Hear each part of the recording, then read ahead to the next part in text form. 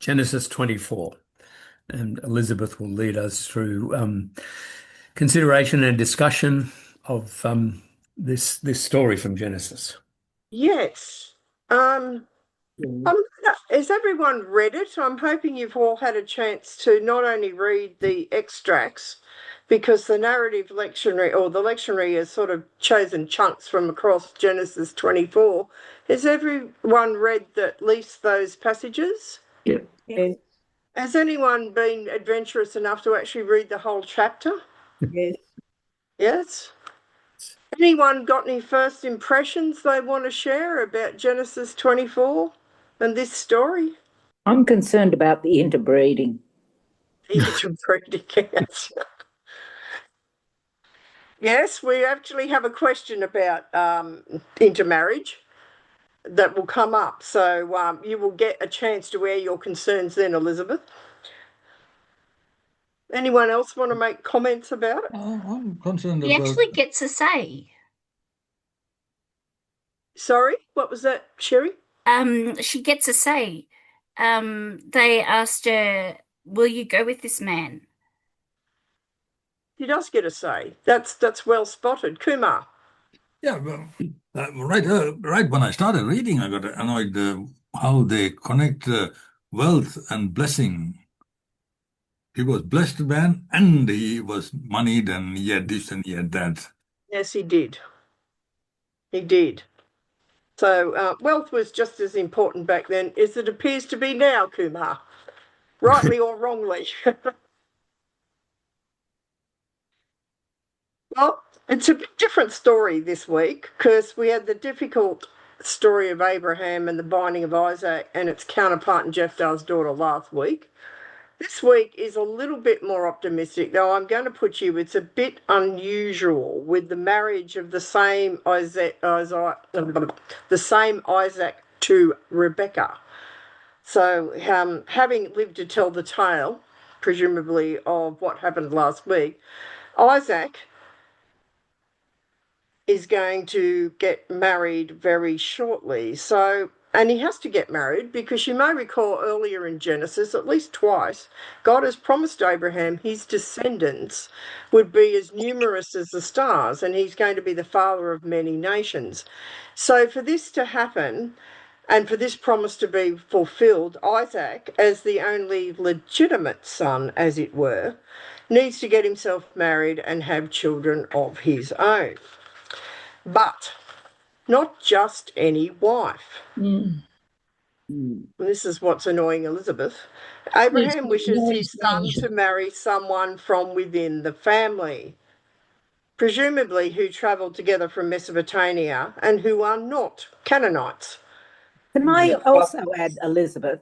It Yes. struck me that, Abraham was called out of Mesopotamia, and he presumably had a belief in the many gods of Mesopotamia, and came to a belief in one God. So I'm a bit puzzled why he's going back there in a way, when I think about it, to the place where many gods are worshipped to seek a wife for his son.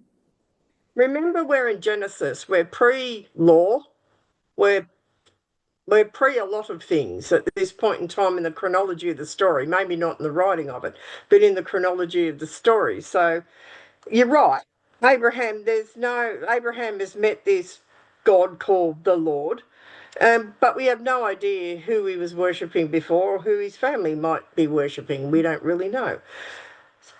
He's decided that the original inhabitants of this new promised land that they've now found themselves in are not suitable. And you're right, it's a curious thing. Why is this? Why is Abraham so concerned his son not marry a Canaanite? Is it because Ishmael, presumably that's his half brother, would be married, and so he could be intermarrying with his half brother's offspring or extended family or whatever? I think so. There's nothing really in the text that you can imply that, Rosemary. I mean, it's a thought, but I don't think it would be a big risk because there was a lot of Canaanites, and they can't all be descended from Ishmael, who presumably has only just started having a family. So probably not at this point.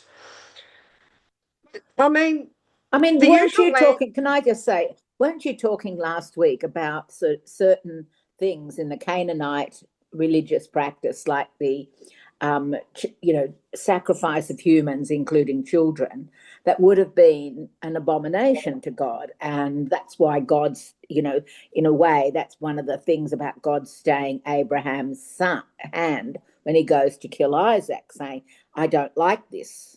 God saying this is not the way things are done around here. And so he doesn't want to have his son getting involved in a sort of a group or a tribe or whatever they were, who practice, whose practices are antithetical. Possibly. The usual answer is that he wants his wife to share his son's faith, but the text actually doesn't say that, and it actually doesn't imply that either. And there's no indication that Abraham's relatives in Mesopotamia worship the Lord or are any better. And a Canaanite woman could have chosen to follow her husband's religion. That would have been quite normal in this society. And Jacob's sons all seem to go on later on in Genesis to marry Canaanite woman, except Joseph, of course, he's been exiled off into Egypt by default, and his wife's Egyptian. So none of them are from the old family. So all the theories fall down somewhere, and I think the bottom line is we actually don't really know. But we're going to talk about it. Is Abraham so he's concerned his son not marry a Canaanite? How might Abraham's attitude towards the Canaanites be reflected in contemporary situations and debates? And what do we do with this rather excellent biblical model that Abraham is now supplying us with? So we're going to go into our breakout rooms just for a few minutes, and we're going to discuss this.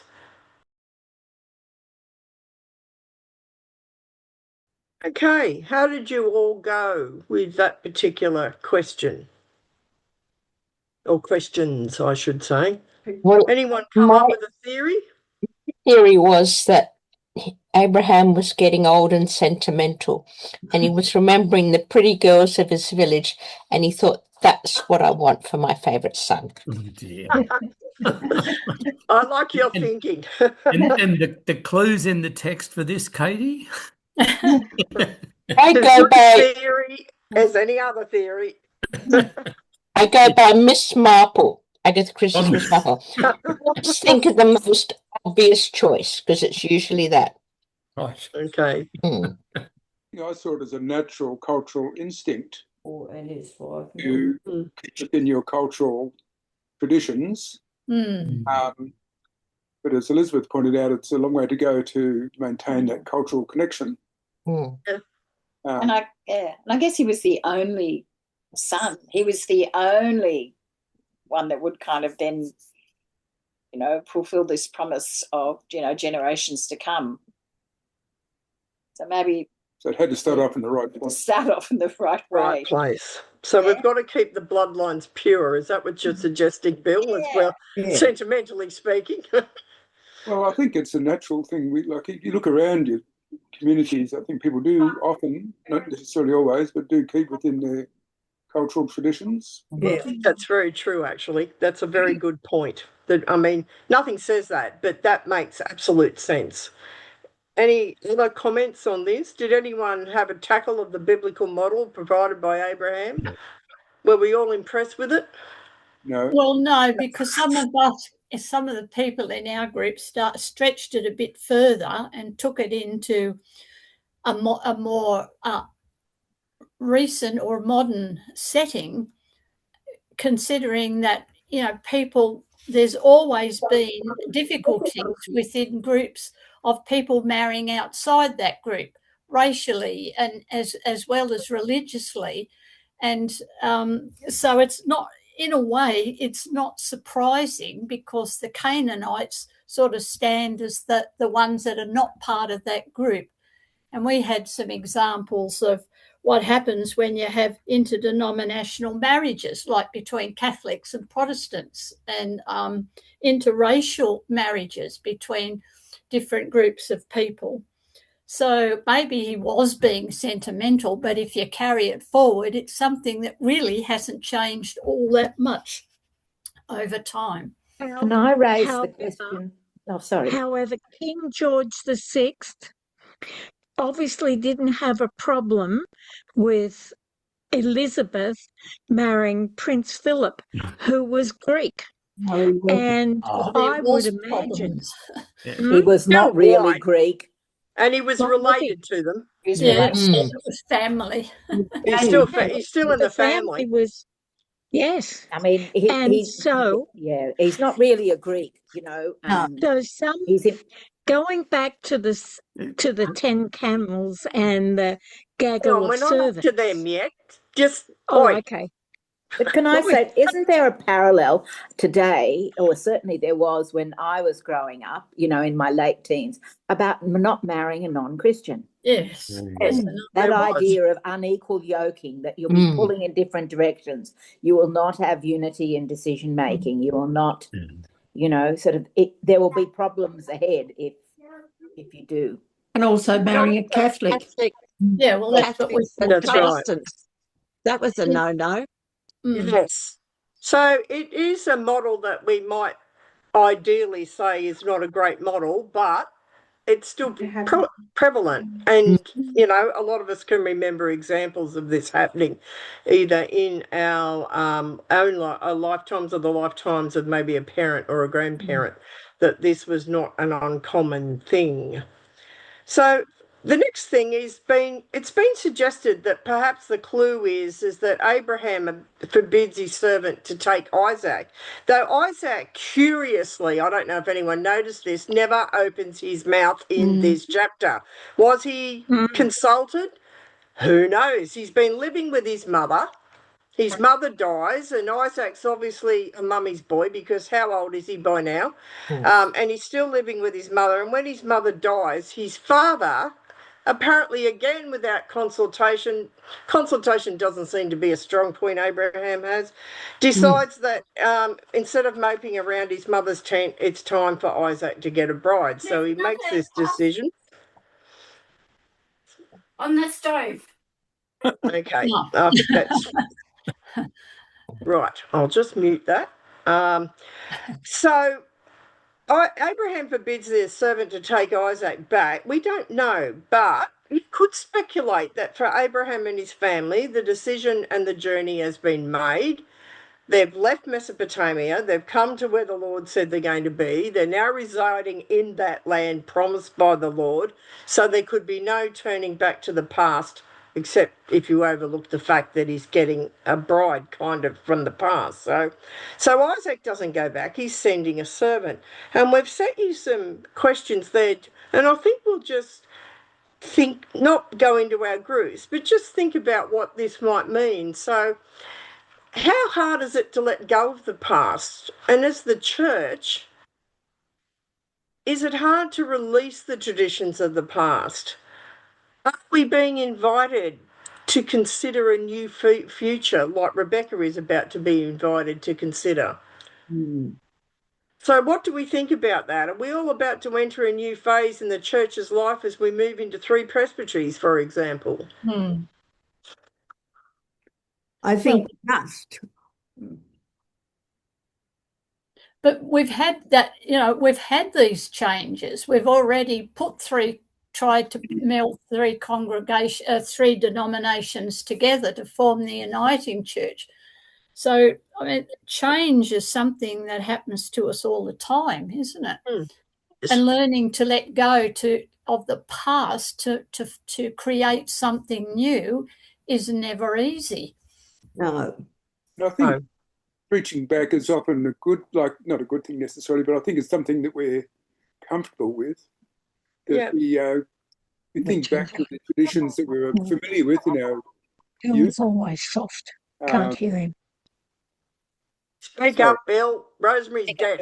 Just grab it.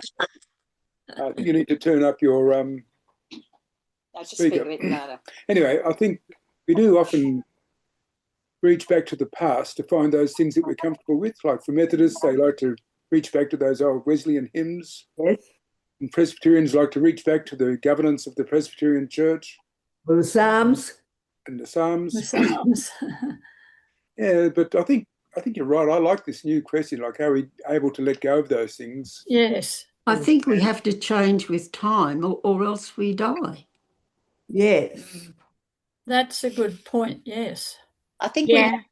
we had a very good lesson with COVID when all of a sudden we couldn't, we couldn't actually gather in our church buildings, and we were all of a sudden forced to do something quite different. And, we managed very well. It was good. It was good that it was imposed on us and we were able to do something different. And we're reaping many of the benefits now. Like this sort of Zoom study. I love Zoom. Yeah. Yeah, so do I. During the pandemic, I had quite a good social life. One night I was out every night. There was a Zoom activity every night for a week. So I thought that I actually had a better social life then than before I had to worry about going out in the dark and getting home and that sort of thing. So. Very cool. But look at us right now, sitting here doing this Bible study on Zoom. Now, who would ever have dreamed of that happening? So, we are constantly being faced with change, but it does send us back sometimes with a bit of nostalgia for the past. But I think I agree with Elizabeth. COVID was one of those good things that actually forced us into making change, and I don't regret it. It did bring a lot of changes, and the church actually found it could evolve very, very quickly in a way that it was convinced it couldn't. It seems to have regressed somewhat in that I'm not sure that each church is evolving at that pace anymore, but it should have taught us that it's possible and that taking a risk and changing and doing things differently is not something to be feared, but something to be experimented with. And often it will give dividends. So I think we all need to think about those sorts of questions. So, Convince the people that have done it this way for the past 85 years, and we'll be right. Oh, yes. There's always the ones that are hard. Yep. My opinion, I'm really passionate about doing church differently. I don't think the Sunday morning model where you all sit in rows and sing hymns, and I don't think that's going to survive past the generation that's running. I don't know about your churches, but our church at the moment, I think it's going to evolve into something quite different, maybe a bit more resembling the early church. Possibly. Involving, well, for the people that I see coming, I think it might involve something around food and getting together and being really welcoming and an accessible place for kids with autism and ADHD and all those sorts of things. And I think it'll look quite different to what it does now. In one of our newer areas where there's a new church planting going on, I mean, they have a Thursday evening kind of thing in a community centre, and it's revolved around a meal, a gathering, a meal. Yeah, it's called more a gathering, a meal, and, doing some intergenerational things together. And, yeah. When I think back to our church, how we've evolved over the last few years with different, like I think Elizabeth brought to our church a different focus and a more intentional look at theology and biblical study. And I think like with our new minister now, Amanda, we're looking, it's more about the worship side of things and a lot of new music. And of course, since before even Elizabeth and John, the adoption of being a much more deliberately inclusive community is quite a radical change in our life. So I think we're continuing to evolve in those areas. So it seems to happen. And I think we are particularly adaptive at the moment. We are fortunate that we have a building that you're not restrained to, wooden pews in a row. You can be a bit more flexible about what you do. A lot of difference once you throw the pews out. Yeah. Like, pews probably don't help for a number of reasons, but that's just my opinion. And people, I think, understandably look at what served them well for years and years and years, and they think more of the same will keep serving them well, where, of course, nowadays it probably won't. Also known as the good old days. Something like that. When you look back, they're never quite the good old days, even if you had large numbers. So there was always something that was probably not quite so good about the good old days. But we're going to move onward now, and we're going to move to camels, Rosemary, and have a look at. So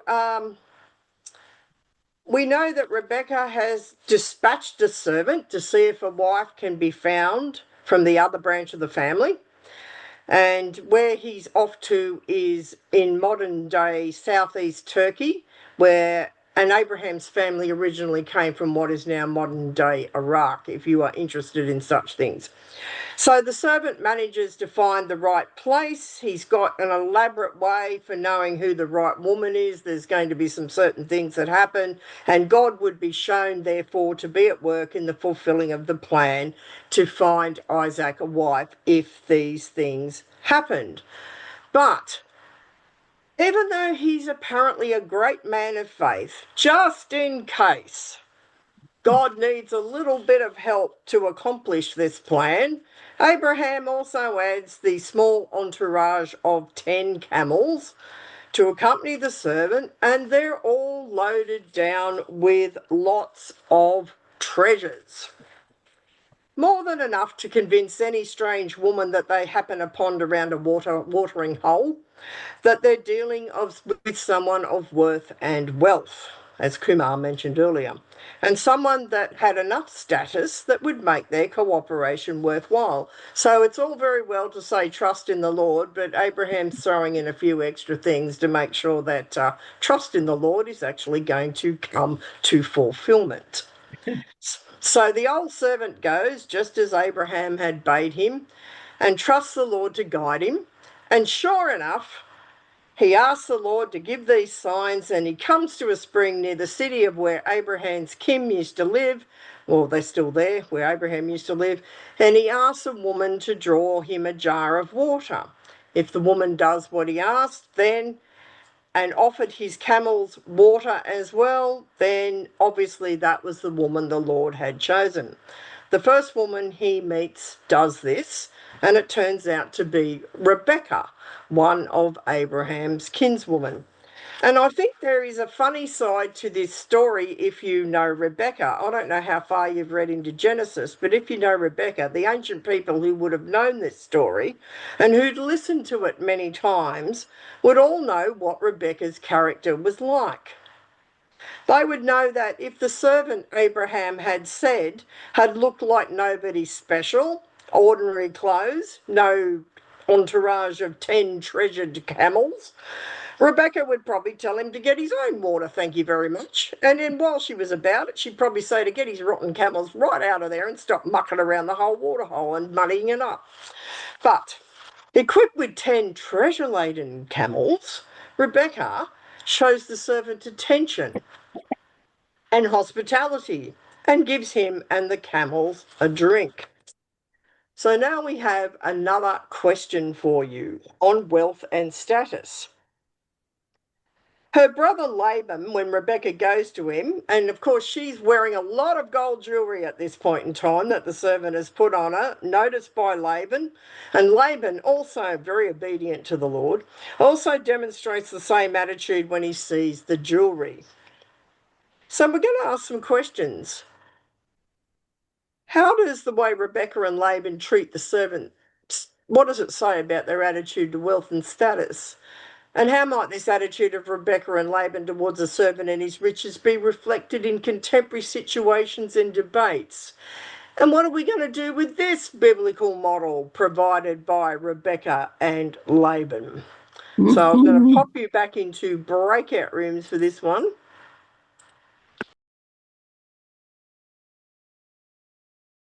What did you make of these questions? The things haven't changed much. They haven't changed much, no. And I A put lot it of us are still impressed, aren't we? I put it down to the way our brain is wired. If people are basically the same. We're all pretty venal. And most of us can be impressed by fame or status or wealth under the right circumstances, maybe not always. Am I impressed with a certain trillionaire, almost trillionaire? I think he's just slipped under that mark. And the way he behaves himself? No. I think, I think one of the tragedies that I've seen around is that often in some, and I'm not saying all, but in some Christian church thinking, if you have this wealth and status, you're blessed by God, and this is very, very dangerous, and we're seeing that play out now too. So, to see these as from God, and therefore that gives you this extra position, I think is very dangerous. And Prosperity ministry, it's called. Yes. Yeah, Yes, it is. That's what Prosperity I'm looking for. Thank gospel. you. But that can also be seen with health. If someone's not healthy, they can say, well, you've done something wrong. We had that a different denomination said that to my mum about my sister being ill. You've done something wrong. This is your fault. These are people who haven't read their Gospels, because if my Gospels all talk about it's quite normal to suffer. It's part of a faith journey, that you're not going to be blessed with wealth. What does it say? Blessed are the poor. That's Blessed right. are those who mourn. It goes against Jesus' basic teaching for a start. It does. It does. Yeah, Rebekah and Laban wouldn't be doing well with the Gospels, I don't think. No, that's what I was thinking at the time. Yeah, our group trying to put it into the modern context. Yep. Our group discussed how recent the idea of being able to marry for love and choice, how recent that is. Yes. Even, Jane Austen's world, a suitor's financial or social status was a serious consideration, because they didn't have the means to earn their own women didn't have the means to earn their own income. And if they married a pauper, then they were going to live the life of a pauper. And if they married a rich man, then they were going to live a quite comfortable life. And I think that's reflected in this story a little bit. I mean, we could look at it cynically and say, oh, she saw that obviously he had lots of wealth because he had lots of camels and he gave her lots of jewelry, and so we'll just do it for the money. But when you look at it more critically, it's a consideration of who's going to be able to provide for me and any children. What sort of life will I have? It's a different society. So, yes, you don't have a middle class. You tend to be either reasonably well off or impoverished. I was wondering if that was a custom, to send off servants to negotiate a marriage somewhere along the line. Or would Rebekah have seen this before and known what it meant? Or is this out of the blue?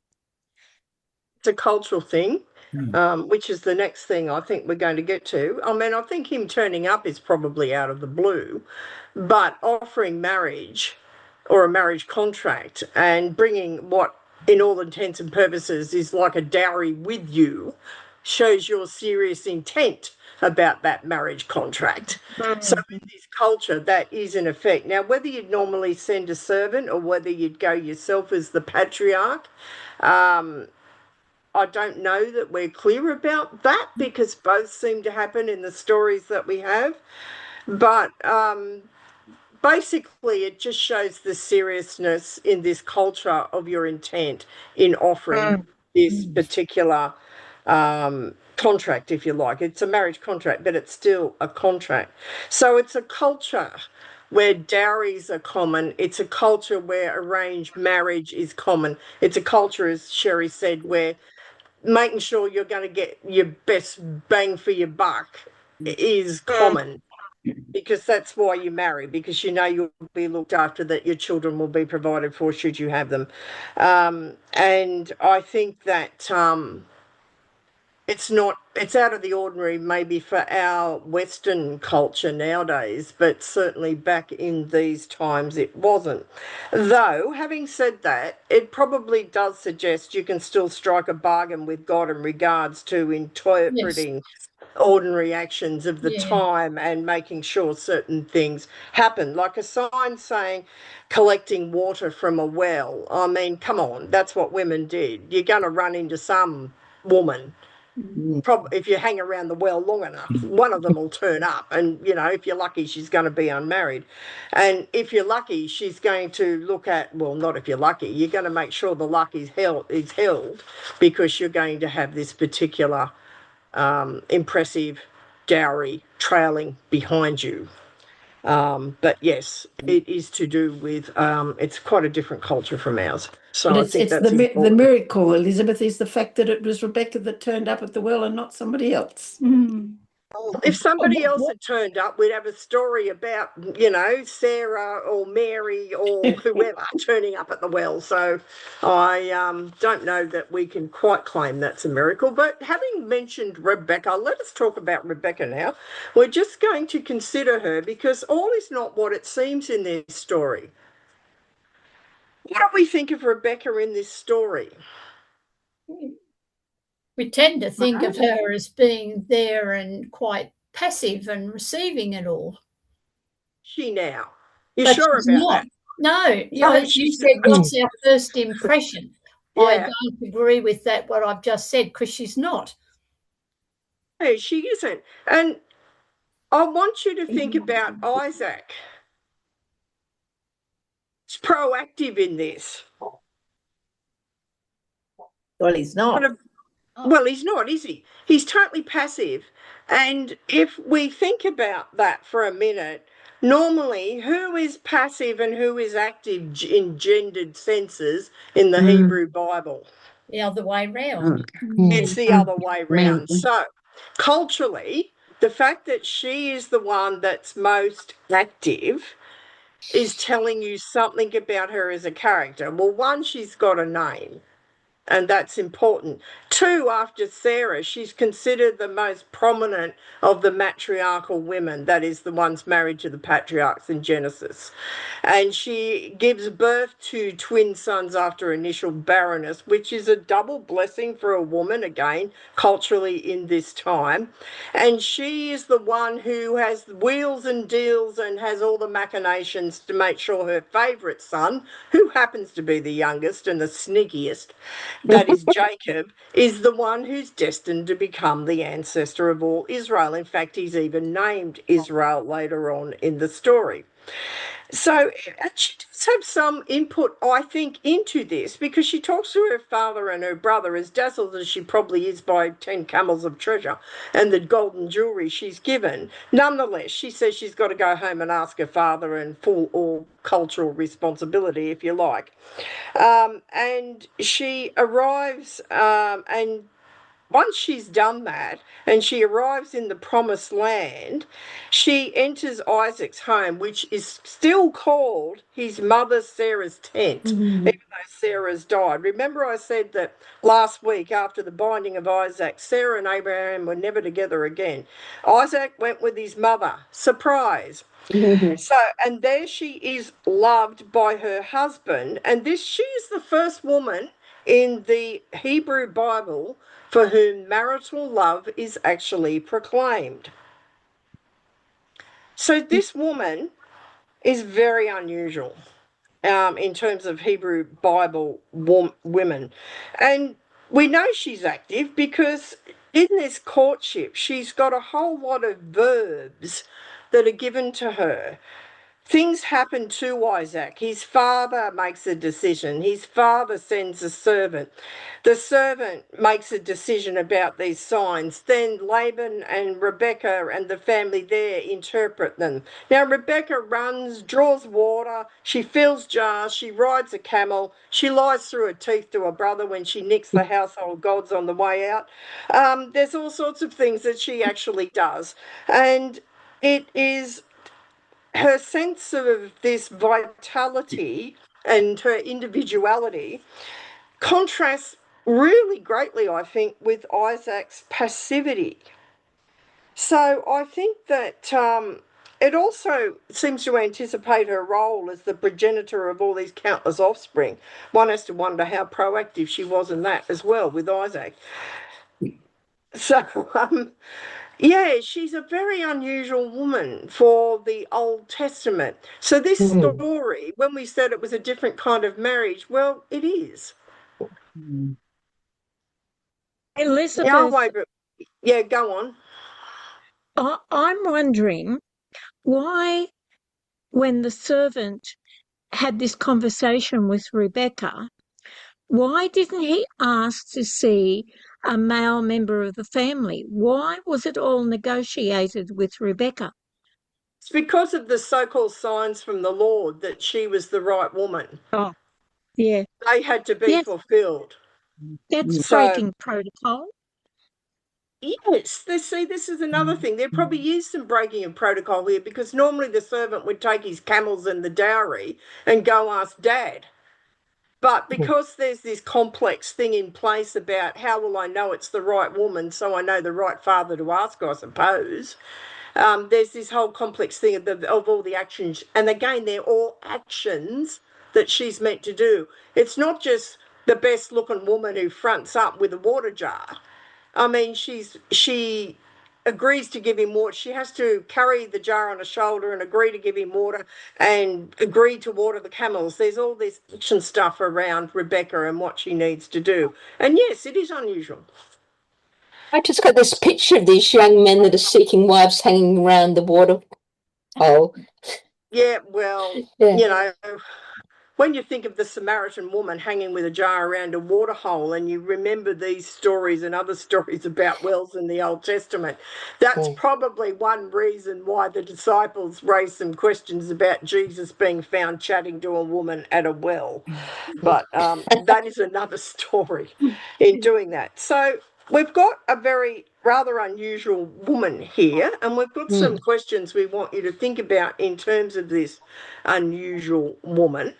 And you can probably think about them in the big group. So what contrast did you notice yourself between Rebekah and Isaac? I've probably spelled out the main ones. Yeah. But why do you think the narrator is making these contrasts between the two? What's going on? Perhaps it's to emphasize that Rebekah was a very unusual woman. But aren't there quite a few sort of proactive women in the Old Testament? Of those that we hear about, I'm thinking about Ruth. I'm thinking about the woman at Jericho, Rahab. I mean, we don't hear much about a lot of women. Some of them certainly are, if you like, victims, like Bathsheba. But there are quite a few, I think, active, proactive women in the Old Testament. Not a lot. But are there many women, full stop, Elizabeth, in the Old Testament? Quite a few. There's not huge amounts. There's more men. But there's more. There are more women. You've named two. If we throw in the judge Deborah, there's three for you. And Esther is a bit. Esther's very borderline in terms of her. Trotted into proactivity. You know, using her feminine wiles, I suppose it's proactive, but she's got to be needled into it by her uncle. And she still waits passively for the scepter to be pointed at her. But again, that's another story with Esther. So, you know, as I said, she's borderline. You've got Sarah is certainly proactive at certain times, and Miriam can bang a tambourine. But I think I've exhausted the pretty much the proactive wisdom, other than Gail, the wife of the person I can't remember, who feeds David's army because she knows that her stupid husband, who said no, they're about to get a caning if she doesn't feed the beast. But that may be it. I'm thinking of Eve. We haven't looked at Eve, who's very proactive in tempting Adam. I don't know she's proactive in tempting Adam, because Adam says, "What are you eating?" And she said, I got this fruit. And he takes some off her. I mean, how proactive is she really? She gets all the blame. So Yes, blaming someone is proactive, I suppose she is.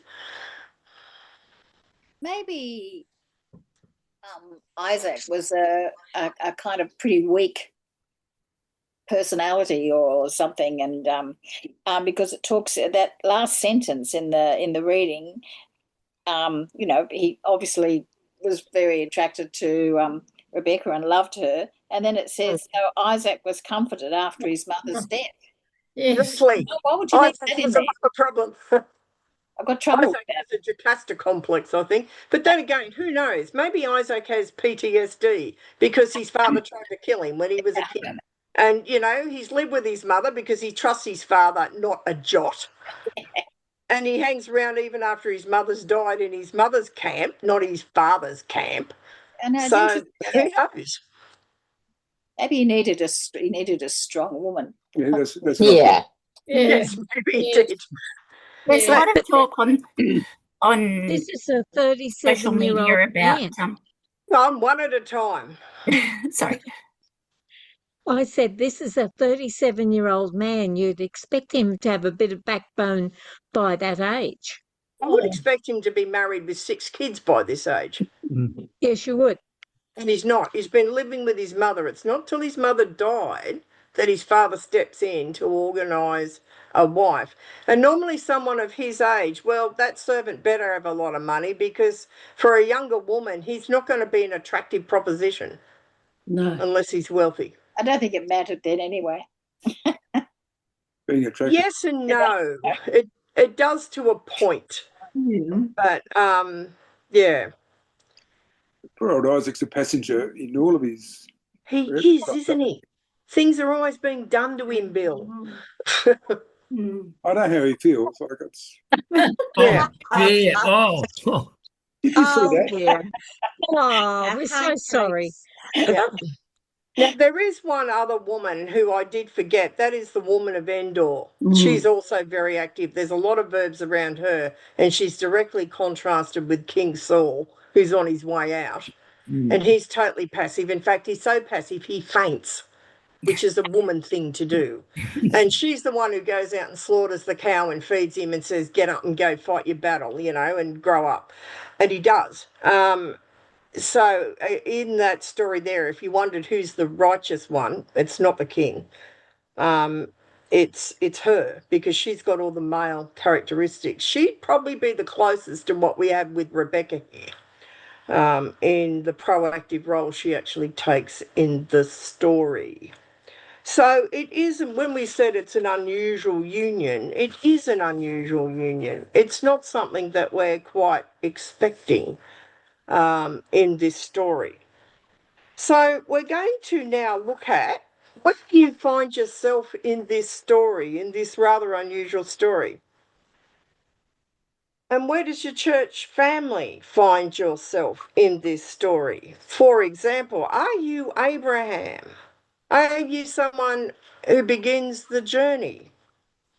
No, then must entrust your hopes for the continuation of God's promise to another person. Firstly, the messenger, then the woman he meets, then your son wanting to actually marry her. Do you begin the phase reluctantly? Or like Abraham, do you encourage it? And you really push to know that the next generation is going to be established and safe in this particular country and faith, even though you yourself will not see the fruits of it. So Abraham's role is a vital one in this, if we can overlook the fact he was going to kill his son.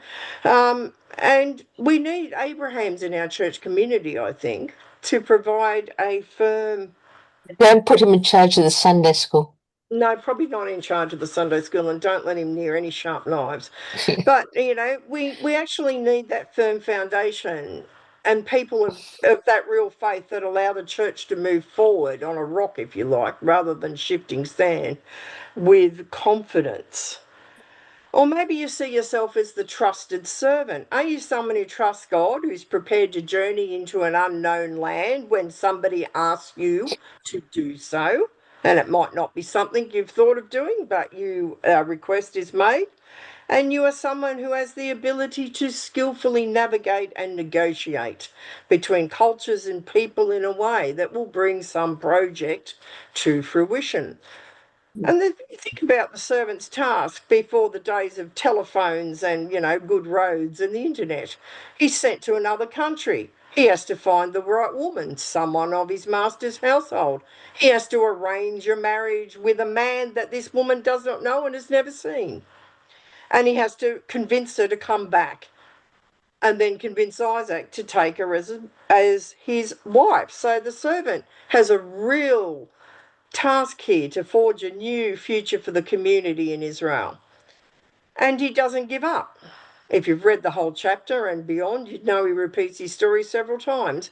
And even though it might look like finding a needle in a haystack when you have nothing to guide you, he absolutely trusts God and he gets there. Do you see yourself perhaps as Rebekah? Suddenly you're finding yourself unexpectedly invited to be the central character in a story you didn't even know existed. She's actually not afraid to accept this invitation. She's not afraid to set out with this total stranger to marry another total stranger. Is she the future of the community? For you, Laban, are you someone who's just impressed with wealth and status and you'll make a bargain that involves a lot of trust in the ideas of people who really are unknown to you? And Laban is perhaps the most wily character in the story. I think Rebekah's up there, but while the servant is worshipping God, Rebekah runs on ahead to report to her brother what's happened and begin preparations for the guests. And Laban shows his devotion to material wealth when his response, he sees the ring and bracelets on his sister's wrists. And then he hears the word of Rebekah, his sister, saying, "This is what the man said to me." And he was standing by camels at the spring. So one might say Laban is someone who knows a good opportunity when he sees it and makes the most of it. We generally think of the church discouraging such opportunistic behaviour. Perhaps there is a place for it at the appropriate time. Aren't you, Isaac? Tend to let everyone else do most of the work and you just swim along with it. And you'll accept the results and move forward even if you don't actually do much contribution to it. It might seem Isaac is rather uninvolved, but at the end of the story, he still actually has to make the decision to accept whether he wants to marry Rebekah and whether that is the best thing for his future and the future of the community. So he has a necessary part to play, even if it seems to be quite a passive one. So, considering all of that, we're going to ask you to think about where you find yourself in this story. And we're also going to ask you to think about where is your church community in this story? Which one of these characters or characters do you resonate with? How do you resonate with them? And in what way is that playing out in your life or in your church community's life?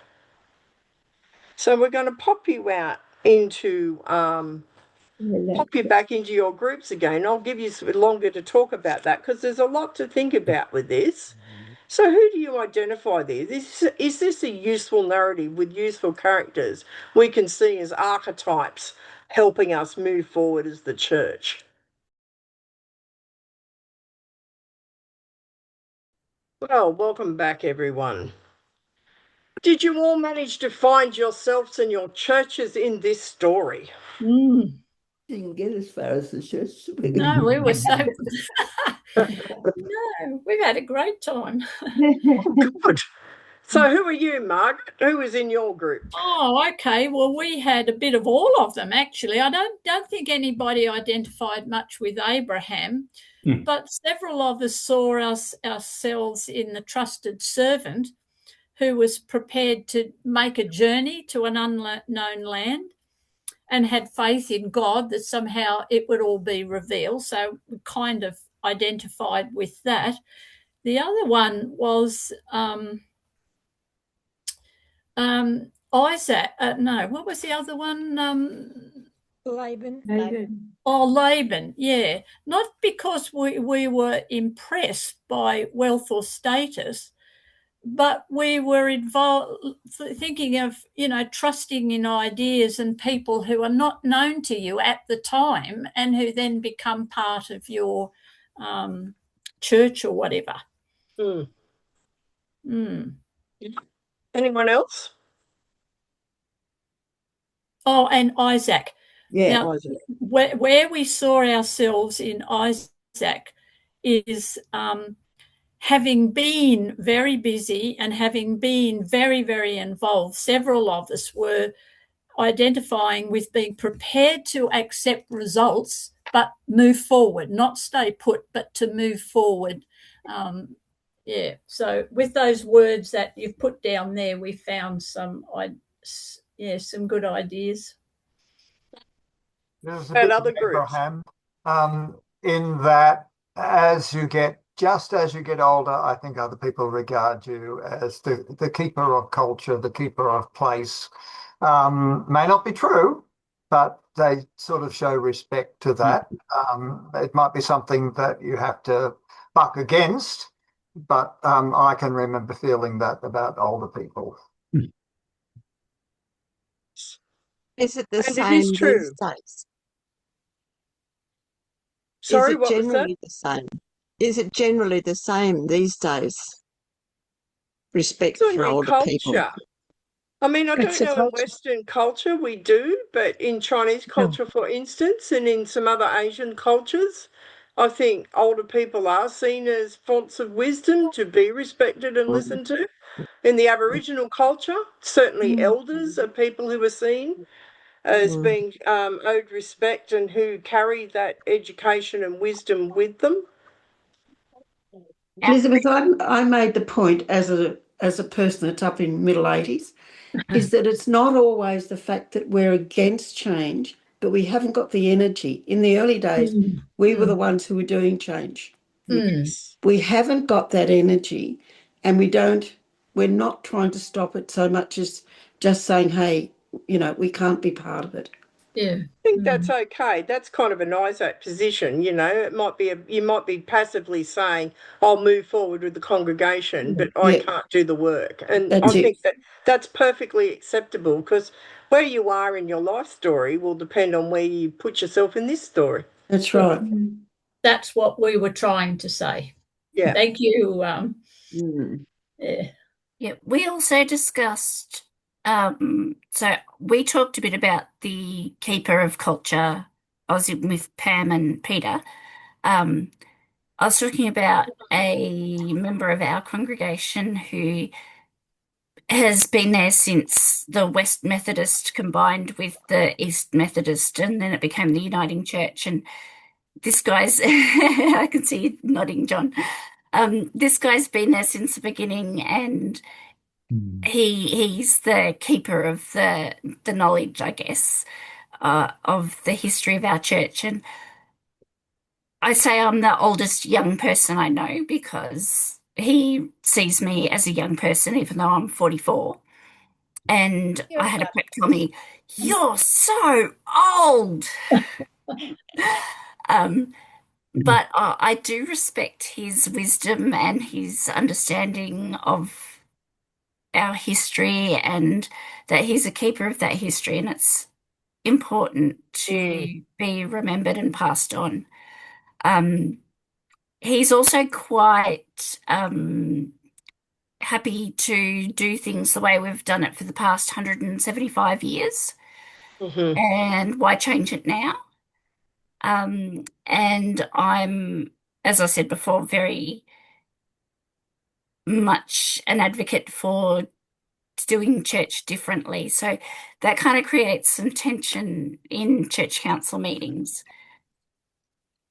But yeah, I'm a young person and do respect that understanding of history and keeper of the knowledge. Well, 50 is the new young in the church, but that's another story. Did anyone talk about their church community? I mean, how this story might, where you might find yourself? No? Didn't quite get there. Didn't get that far. Sorry, what was that, Dorothy? I said we didn't get that far. You didn't get that far. Right, I'm sorry about that. Yeah, I just mentioned that within our church now we seem to be reaching into more cultures. It's only been a thing, really.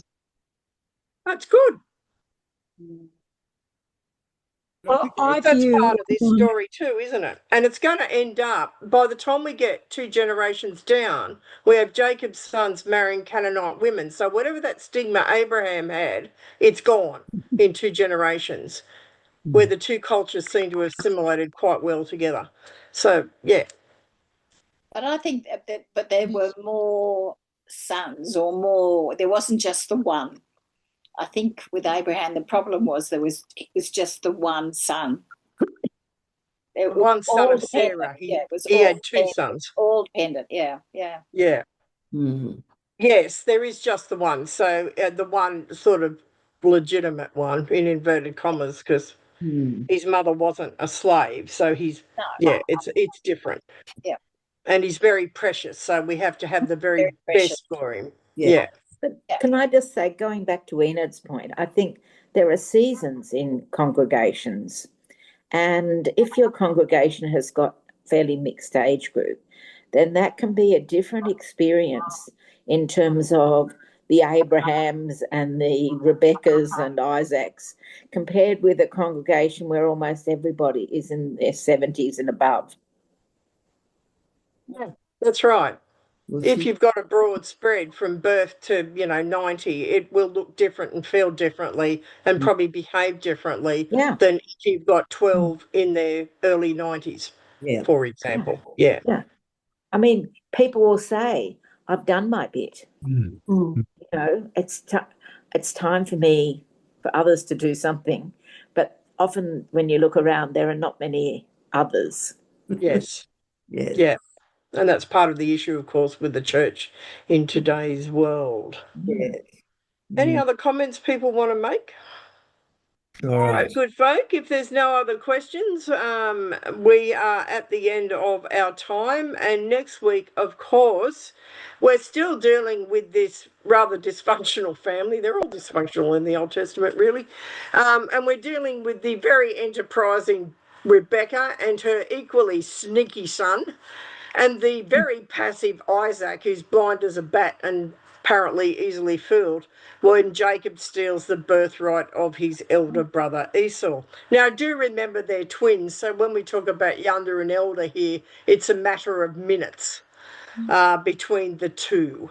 But yes, we see some very interesting behaviour going on. So even though it's an excerpt from Genesis 25, I encourage you to read the whole chapter and around it if you get the time, so you get the context of what's going on, and you'll see Rebekah very active again and acting in her finest moral capacity. So until then, we bid you farewell. Thank you for being with us tonight. I hope that you found it interesting, and we'll see you next week.